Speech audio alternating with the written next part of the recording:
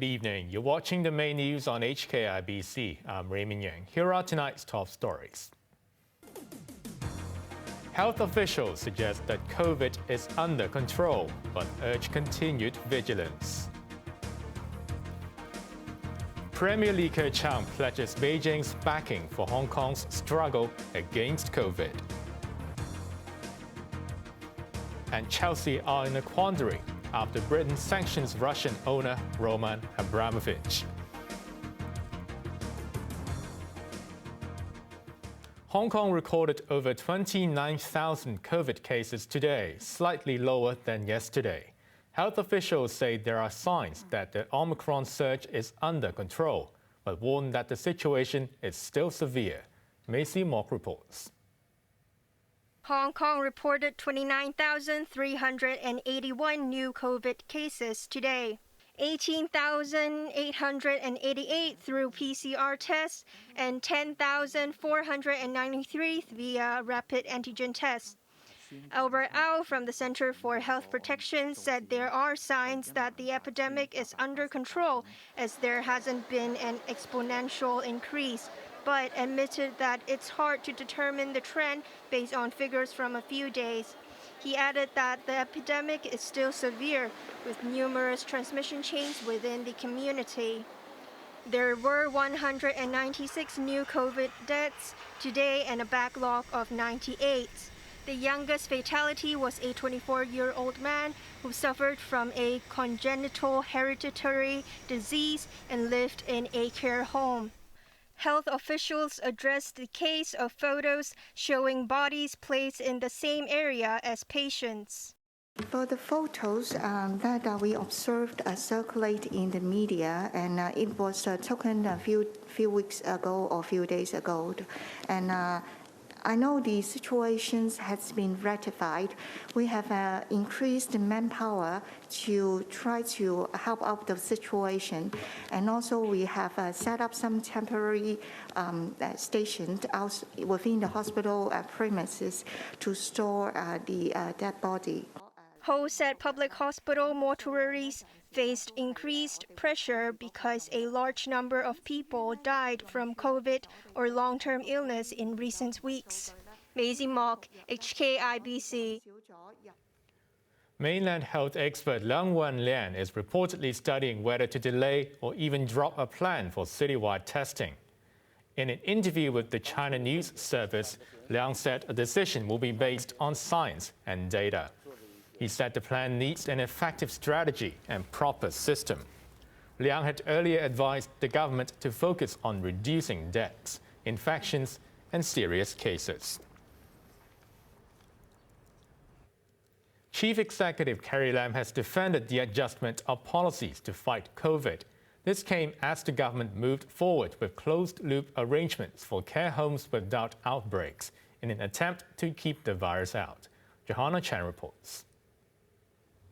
Joining the chief executive's daily briefing today, Welfare Minister Li Keqiang said containers are being refitted to accommodate staff from care homes for the elderly which have not been infected by COVID. As part of the closed-loop system to contain the virus, the staff are encouraged to stay away from their own residences. Apart from the containers, they can move into hotels and travel to their workplace in designated vehicles. The plan faces a challenge as some staff also have to take care of their own families. The government aims to give all elderly residents in care homes at least one jab by the end of next week. But law says some families oppose the plan. As the fight against COVID shifts to vaccinating the elderly and lowering the death rate, there's speculation whether a plan for citywide tests will go ahead. But the chief executive denied making a U-turn in its strategy.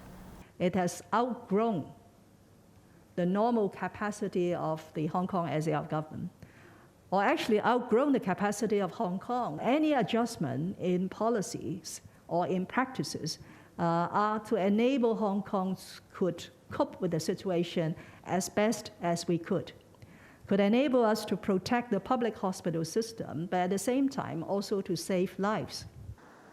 When asked whether the government had leaked information about mass testing to gauge public reaction, Lam said people should stop accusing her ministers, but admitted there were leaks that could not be traced. Johanna Chan, HKIBC.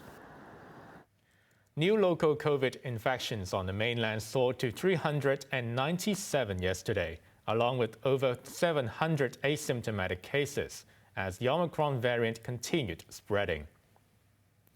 Li City in Shandong province accounted for 96 cases, pushing its tally to over 400 in the past week.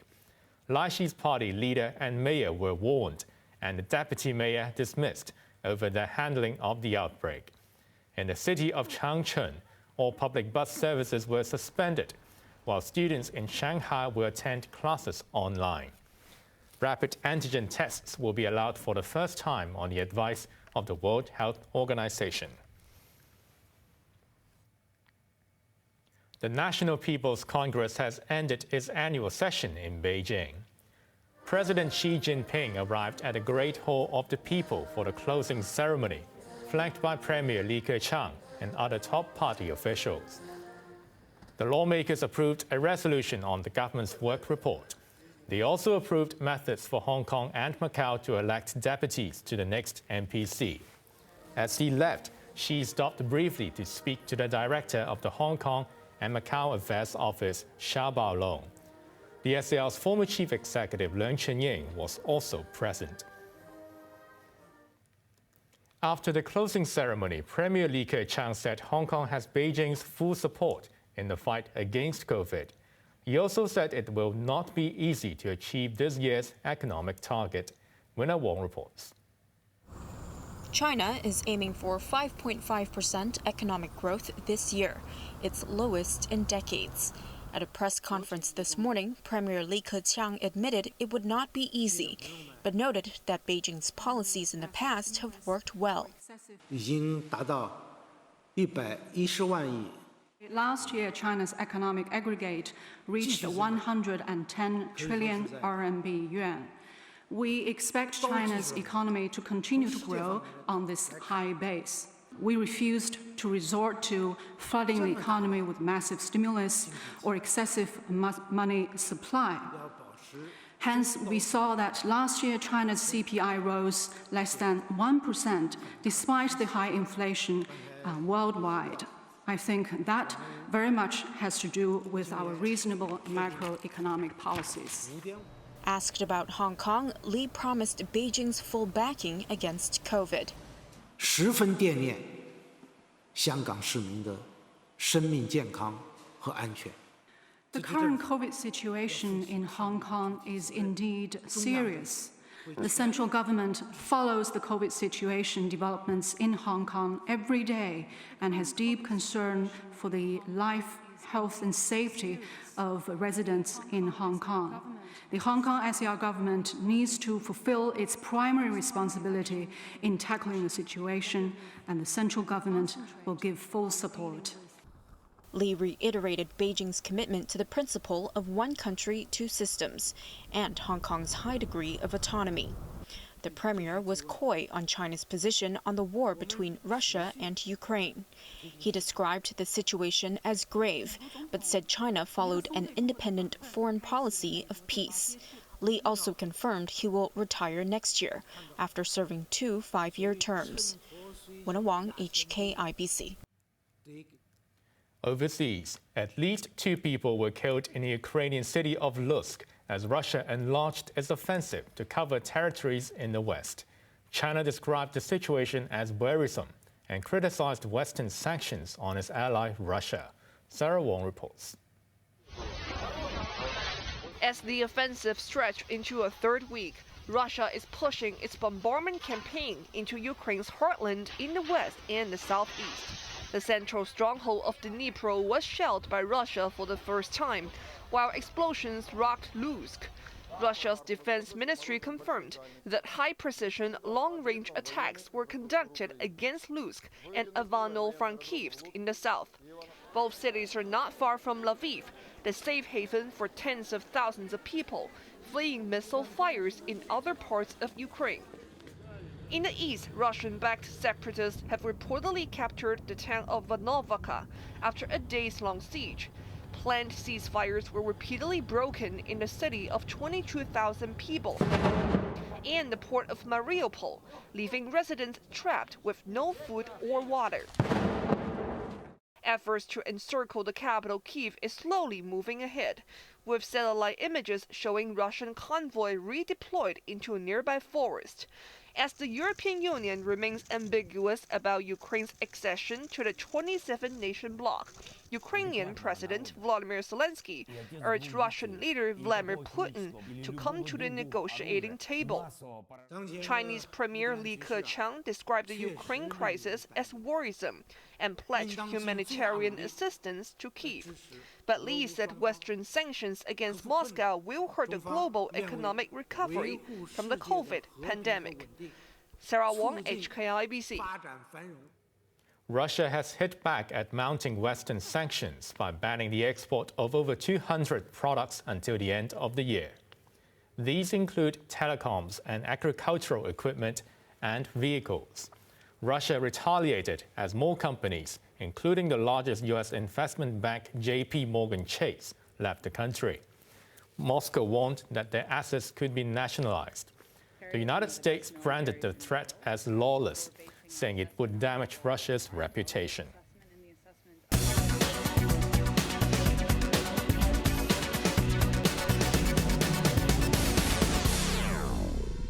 The Hong Kong stock market retreated further today, dropping 1.6% to its lowest in nearly 6 years. Investors remained jittery over the war in Ukraine, but the market was also rocked by a U.S. Securities Exchange Commission warning to delist some mainland firms if they do not produce audit documents.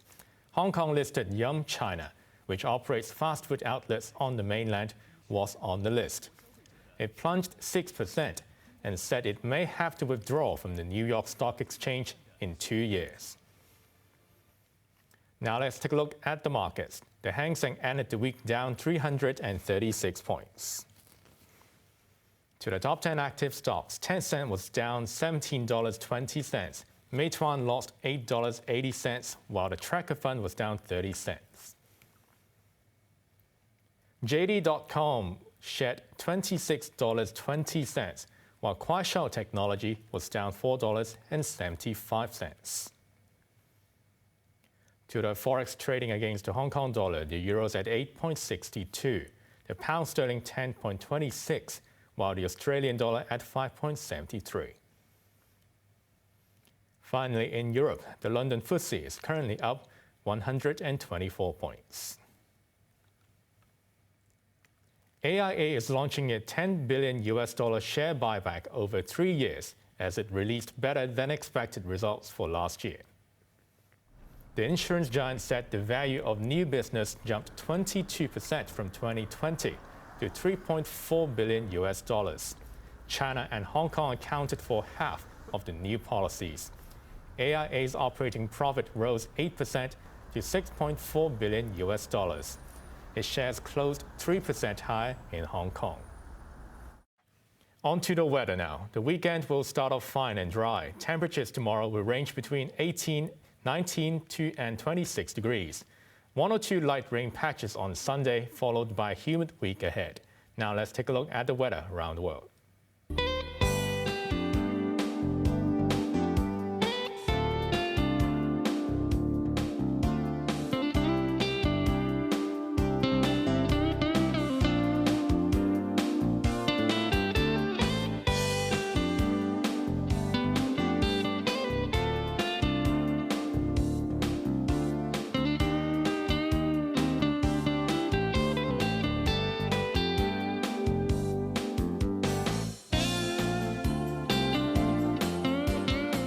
That's our main news for Friday night. Join us for more news at 11. I'm Raymond Yeung. Good evening.